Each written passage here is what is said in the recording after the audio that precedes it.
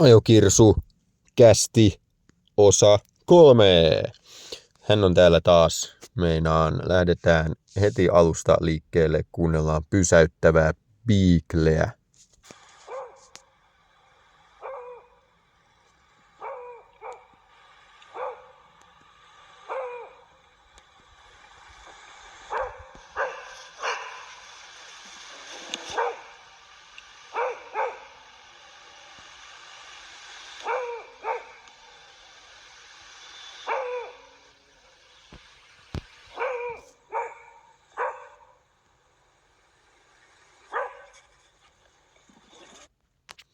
Ja siltä se kuulostaa. Varmasti kaikille tuttu video on linkattu moniin ryhmiin monta kertaa.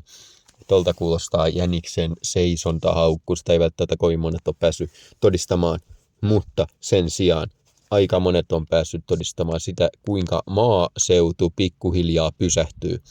Sillä aina vähitellen viedään niitä asioita pois sieltä, mitä siellä maaseudulla saa ylipäätään tehdä. Sinne on tullut kaikennäköisiä jätevesiasetuksia, mitä liian hommia. Sinne on tullut metsästysrajoituksia. Sieltä otetaan maanviljely hankalammaksi, karjanpito hankalammaksi. Sudet syö lampaat, niitä ei saa metsästää, joka lisäisi vähän arkuutta, ei missään nimessä, ei myöskään karhuja, karhupenkoosuroskikset, ei myöskään ilveksiä, koska ne ylläpitää nykyään meidän kauris- ja peurakannan.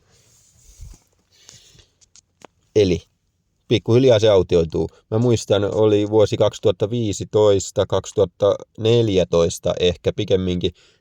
Olin tunnilla, opettaja kertoi, että EU-näkökulmasta, jos sä istut siellä Brysselissä, jos sä istut jossain Saksassa, niin sun näkökulmasta Suomi, sehän on aivan täysin erämaata. Ja siellä on jääkarhuja ja kaiken näköisiä muitakin eläimiä.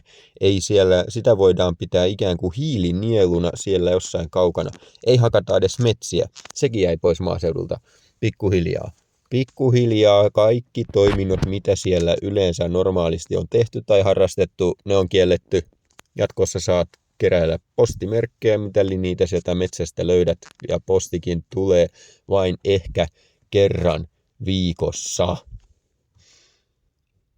Mutta onhan tämä aivan mahdotonta meininkiä. Jos sä yrität jotain harrastaa, koirien pito varmasti kohta tulee myös, herätään tähän asiaan pikemminkin, että metsästyskoiraharrastus, vaikkei siinä ammuttaisi, vaikkei siinä tehtäisi mitään, niin sekin stressaa eläimiä, laitetaan stressimittari kiinni ja näin loppuu pikkuhiljaa sekin. Mutta ennen kuin kaikki loppuu, voidaan kuunnella ihan pieni hetki pysäyttävää Beagleä ja sitten kohta taas jatketaan.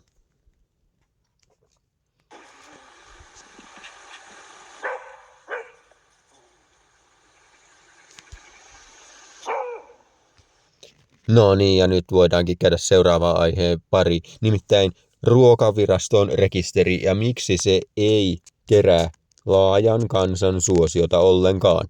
Ei yhtään, ei sinne ei ilmoita ketään, ja jos sinne joku ilmoittaa, se on todennäköisesti tekaistu koira, se laitetaan sinne ihan vaan huvikseen, pilaillakseen koko rekisterin kustannuksena. Sinne ilmoitetaan joku pillipalli koira syntynyt 2027. Ja se menee läpi sinne. Rotu on totta kai Portugalin kaivoksessa. Saiko Portugalin kaivostimanttikoira. Ja se menee läpi 2027 syntynyt. Ja näin saadaan taas yksi koira rekisteriin. Jos rekisterissä on arviolta 63 000 koiraa tällä hetkellä ilmoitettu, ja Kennelliiton mukaan meillä on koiria arviolta tässä maassa 800 000. Eli jos toi Ruokaviraston rekisterin koiramäärä kerrotaan 10, niin sekään ei vielä riitä. Meillä jää semmoinen 200 000 vielä vajaaksi. Se kertoo jotain tästä rekisterin suosiosta. koiranomistajat ajattelee, että Kennelliiton rekisteri pitää riittää. Ja miksi se ei riittäisi? Miksi sitä ei voida hyödyntää? Jos me halutaan tämmöinen vastaava rekisteri, mutta valtion puolelta, ei siis minkään tämmöisen ihme puhastelijapiiri, kuten Kennelliiton puolelta, eihän sitä voi uskoa, että semmoinen mitään järkevää saisi aikaa. Perustetaan valtion kannalta tämmöinen pilipalirekisteri, minne voi ilmoittaa pilipalikoiria, niin miksi se pitää tehdä pilipalirekisteriksi? Miksei sitä voi kopioida vaikka niitä tietoja Kennelliitolta tai jotain muuta vastaavaa? Tai kysyä koiranomistajalta, että haluatko, että siirretään Kennelliitosta sinun tiedot myös tähän ruokarekisteriin. Maksaa ehkä 5 vuodessa maks. Niin silloin varmaan saataisiin aika monta koiraa, aika hyvin saataisiin hyödynnettyä rekisteriä ja ehkä sitten kehityspolun kautta voitaisiin ehkäistä näitä, mitä nämä on, pentutehtailijoita. Sitä vartenhan tämä rekisteri on tehty, ei suinkaan mitään muuta varten. Mä en oikeastaan edes keksi, minkä takia se on tehty. Ehkä siksi, koska muillakin on. Keski-Euroopassa, Saksassa löytyy tällainen hieno rekisteri, mutta Suomestahan se puuttuu, ei muuta kuin vaan tuosta pilipalirekisteri käyntiin. Sen pystyy tehdä kuka vaan, vähänkin joka osaa koodata, joka osaa tehdä jonkinnäköiset ehkä nettisivut, niin sinne vaan ei muuta kuin työskentelemään päivän hommaa ja rekisteri on valmis. Tsadam, ja 10 € lasku vähintään jokaiselta. Mä en muista, mikä se lasku nyt oikeasti on, mutta kyllähän tuohon joku järki pitäisi saada. Ei sitä ei pysty valvomaan, että kuka siellä on tai kuka siellä ei ole.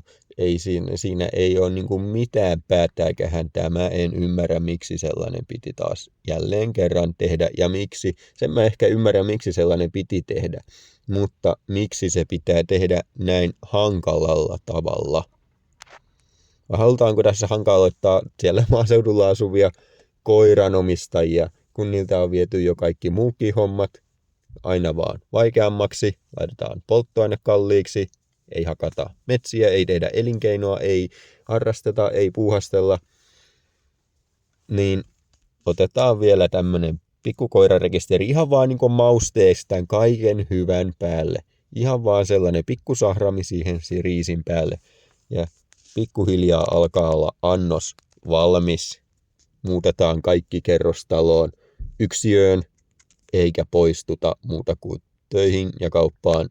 Ja se on sillä selvä. Kaikki muu autiota, siellä saa pedot pitää hirvikannan, siellä saa kaikki muukin pitää kaikki kannat kurissa.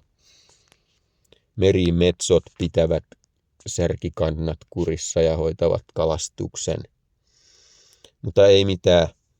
Nyt seuraavaksi ehkä pikku piiklehaukku ja jatketaan sitten sellaisen tuiki tuntemattoman kisan kuin Kilpa 2023 ennakkomuhistelua vähän. Mutustellaan millaista se mahtaisi olla. Käydään vähän tilastoja ja tuloksia läpi.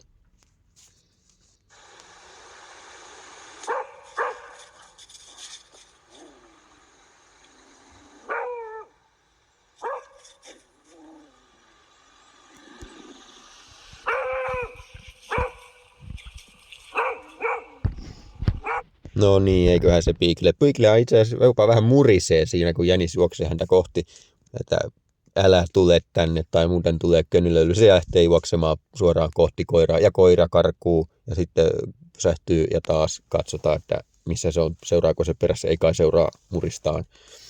Mutta ei muuta kuin seuraavaan aiheen pariin, joka on Kilpa 2023 Mikkelissä tulevana viikonloppuna. Ollaan Ajokirsu kerrankin ajankohtaisissa aiheissa. Eli meillä on osanottajia täällä se tavanomainen määrä, eli 13 kappaletta. 1 varakoira, Vipulan Varpu, jäi jostain syystä, en muista miksi jäi pois. Tavarakoira Nana paikkaa Varpua.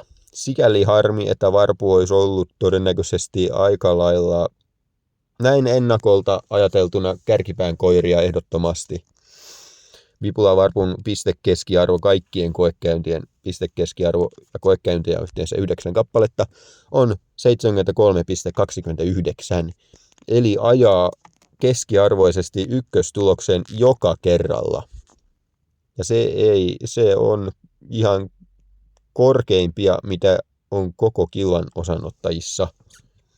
Jos kilpa käytäisi pelkästään pistekeskiarvolla, niin Vipulan varpu olisi siinä siellä 3. Mutta siis tulevassa kilvassa viikonloppuna sää tulee olemaan kosteahko, tulee olemaan lumeton, tulee olemaan noin pikku plusasteita, jotain +5, +4. Ja yöllä käydään nollan tietämillä. Joten keli ei ole ihan mikään paras. Siellä todennäköisesti sataa vähän vettä, voi tulla räntää päin kuonoa ja kaiken näköistä, mitä hieno Suomen syksy nyt tarjoaakaan, niin todennäköisesti tarjoaa juuri kaikkea sitä. On pimeää, on räntää, on kaiken näköistä. Ja jänikset, toivottavasti ne eikä taida ollakaan ihan hirveän valkoisia vielä, ettei ne käyttäydy aivan ihmeellisesti. Välillä siis valkoinen jänis mustassa metsässä, niin saattaa juosta ihan vaan suoraan, kilometritorkutolkulla suoraan tai jotain muuta vastaavaa. Ei kierrä siis tällaista nättiä lenkkiä. Se on muutenkin kilvassa, arvokisoissa, ylipäänsä ajokokeissa aika tärkeässä roolissa on se jänis, että jos se kiertää sellaista nättiä, mukavaa lenkkiä siinä, ei tee liikaa metkuja, ei tee muita ihmeellisyyksiä, ei panikoi, ei häiriinny, niin se tulos on korkea. Mutta jos me mennään ensin tietä pitkin 2 kilometriä, sen jälkeen käydään jossain liiterin alla, tullaan sieltä pois ja taas jatketaan matkaa. Sen jälkeen kanahaukka vähän nappasee pyrstöstä, taas jatketaan matkaa. Niin siinä kyllä koiralta vaaditaan aika paljon, jos joutuu päivässä useammankin jäniksen nostamaan jostakin näistä kohtuuttomista häiriöistä. Toivotaan, että kaikille sattuu hyvät jänikset nokan eteen. Haisevat jänikset, oikein sellaiset, ettei tarvitse miettiä, että onkohan se mennyt tästä vai eikö se ole mennyt. Mutta joka tapauksessa osanottajalista on tällainen kuin viime vuoden Ajokuningas Metsätuuli Tuima, pistekeskiarvo 59. Koekäyntejä aivan hurja määrä Metsätuuli Tuimalla, 32 kappaletta. Ja sitten on Vekelän Jaromir, nuori, 19 syntynyt, mutta erittäin, sanoisinko, aika paljon käytetty jalostuksessa oleva koira, pistekeskiarvo 71,9. Kovaa valuuttaa sekin, 13 kappaletta koekäyntejä on käyttövalio. On varmasti kova koira. Seuraavaksi Puskajussin Arsa, pistekeskiarvo jopa 88,66 7 koekäynnillä. Se kertoo siitä, että nyt on kovaa valuuttaa, tai sitten ollaan käyty vaan nätillä kelillä, hienolla sattunut hyvät päivät siihen ja jänikset nokan eteen. Mutta on siis kyllä tuo vakuuttavaa toimintaa. Puskajussi Arsa, sen mä laittaisin ehdottomasti mieleen tämän viikonlopun aikana.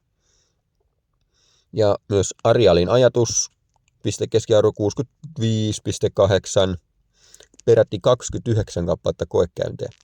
Se on aika kova määrä koekäyntejä, joten tässä tämä keskiarvo kertoo siitä, että tällaista ehkä pikku ykköstä, hyvää kakkosta, vaikka onhan ykkönen on aina ykkönen, siis palkinto, ajokokeesta ykköspalkinto, kakkospalkinto, on aina ykkönen, kakkonen, mutta melko tasaisen varmaa suoritusta olisi sielläkin luvassa. Seuraava koira, Pitkämetsän Mira, pistekeskiarvo 54. Ei mikään mahdottoman hyvä, mutta toisaalta tulee lohkosta, missä ei muutenkaan ajettu ihan hirveän. Muutkaan koirat ei ole ihan hirveän suurta pistekeskiarvoa. Todennäköisesti maastot ei ole ihan sellaiset optimaaliset. Joten kertoo siitä, että pystytään hankalissakin olosuhteissa kuitenkin takomaan sellaista kakkospalkintoa pöytään, joka on kova tulos. Kaapoharju Jymy 50,5 piste keskiarvo, ihan ok. Jura 46,9 piste keskiarvo 17 koekäynnillä. Se alkaa olla pohja sakkaa näin etukäteen arvioituna, mutta kun sattuu se hyvä päivä, niin kaikki on todellakin mahdollista. Mutta en välttämättä povaisi kärkeen, mutta toivon totta kai joka koiran, että päästäisiin hyville tuloksille ja että se kuninkuus ratkeaisi, sanotaanko jollain yli 160 pisteen tuloksella. Sitä mä toivon. Saataisiin hyvät tulokset, hyvät kokeet. Mutta mä pahoin pelkään, että siellä tulee molempina päivinä sellaista 60 koiralle. Etenkin näillä keleillä vettä sataa, puuskaa, varmaan jotain tuultakin voi olla. Niin mä veikkaan, että voidaan jäädä sinne 120 pisteeseen viikonlopun yhteistuloksissa voittajankin kohdalla. Sitten Kuusitarhan Reku 55 piste keskiarvo, Allun Hurtti 47 piste keskiarvo. Sitten on tää Nana, varakoiran Nana. Siitä mä en vielä kattonut mitään, en ehtinyt, mutta otetaan Nanasta vielä vähän myöhemmin lisää. Sitten Havukkakallion Kira, C-llä oleva Kira totta kai, 78 piste keskiarvo, ihan ok. Tekee varmasti vakuuttavaa jälkeä. Ja Riitasoinnun SK Esko 69 piste keskiarvo 5 kappaleen koekäynnillä, joka on pieni otatus, mutta kuitenkin. Ja Sanni peräti 18 kappaletta koekäyntejä, varmasti hankalissa maastoissa 43 ja puoli pistettä keskiarvollisesti. Mutta näin lähtökohtaisesti voisin ajatella, että Puska-Jussin Arsa, Havukkakallion Kira ja Vekelän Jaromir ovat niitä, jotka siellä niin kuin 3 kärjessä näin lähtökohtaisesti on. Mutta saa nähdä. Saa todellakin nähdä. Ja katsotaan, mä kokosin tähän myös haukkunumero, koska haukku on vähän se on vähän niin kuin laulunumero. Sä joko osaat laulaa tai sä et osaa laulaa. Siihen ei niin paljon vaikuta se, ainakaan ei saisi vaikuttaa se, että millainen keli on. Totta kai kirkkaalla kelillä kuuluu paremmin kuin oikein kunnon tykkylumi tyynellä kelillä tai tuulisella kelillä, kun tuuli vie äänen mennessään. Mutta se on vähän sellainen numero, vähän sellainen taito, että joko sitä on tai joko sitä ei ole.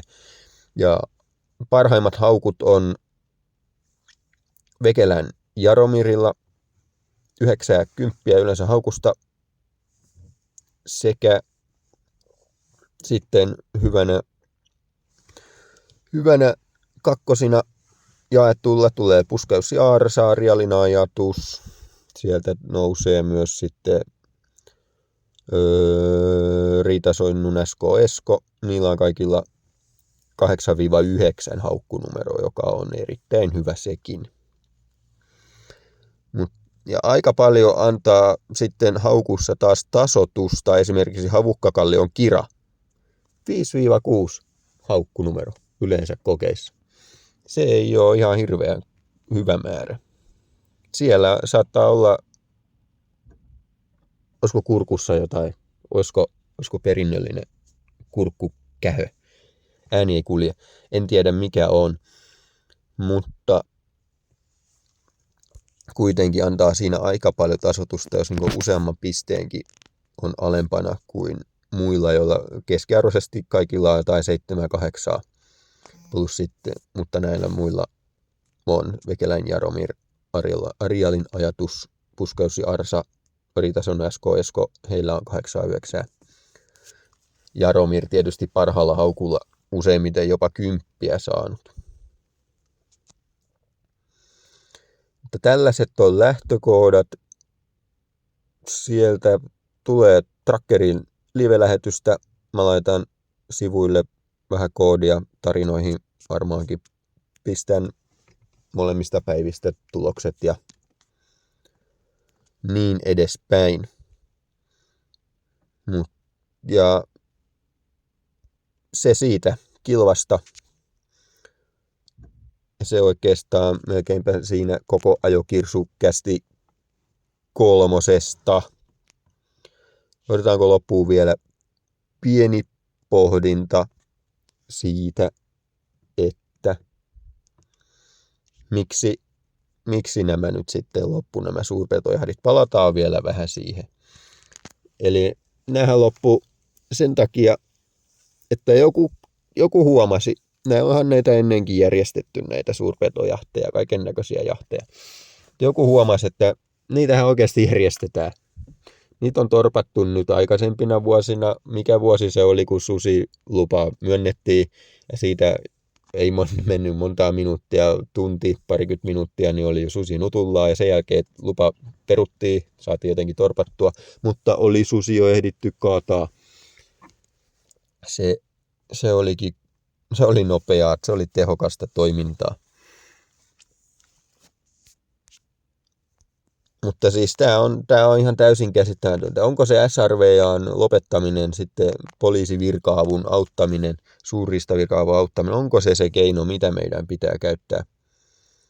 Vai mikä se muu keino, mitä muita ylipäänsä metsästäjällä on sellaisia mielenosoituksellisia näyttämiä, kun ei meitä saa sinne kerta kaikkiaan minnekään eduskuntaportaille. Ei, meillähän on matkaakin sinne jo kaikilla varmaan vähintään 400 kilometriä, että me edes päästään sinne ja sinne pitäisi varmaan mennä jollain traktorilla ja tukkia kaikki tie, koska se on nykyään muutenkin muotia. Niin mä en keksi muuta kuin SRVA. Tai laitetaan kaikki, pistää hirvijahti muutamaksi, kaikki metsästys ihan pariksi vuodeksi pois. Siis totta kai reenataan koiria, mutta ei muuten jahdata. Ei ammuta niitä. Harrastellaan vaan tämmöistä, mitä tää nyt sitten on. Katsotaan mihin se menee ja olisiko semmoinen äärimmäinen keino hyvä? Vai mikä se olisi se keino? Mä en tiedä, mä en kysy, te kysytte, kertokaa mulle. Ja otetaan vielä loppuun yksi poiminta, totta kai pakollinen poiminta, ehdottomasti, mitä kuuluu Marko Lindille. Marko Lindillä itse asiassa kuuluu aika hyvää, koska hän oli laittanut Suomen ajokoiraryhmään kuvan, että matkassa oli ampunut koiralle ketun, sanoi, että ei ole mitään hätää, hän siellä harjoittelee, oliko se piirimestaruuskokeisiin, kettukilvassa nähdään, hän on tulossa, hän on kunnossa, ei muuta kuin jatsi jatkuu siltä osin. Joten ei muuta kuin jatkakaa edelleen käppyräkuvien laittamista tutkasta ja laittakaa kaiken näköisiä kuvia. Muistakaa kommentoida, tykätä. Saattakaa jopa tilata tämä YouTube-kanava, mikäli joskus joku asia täältä kiinnostaa.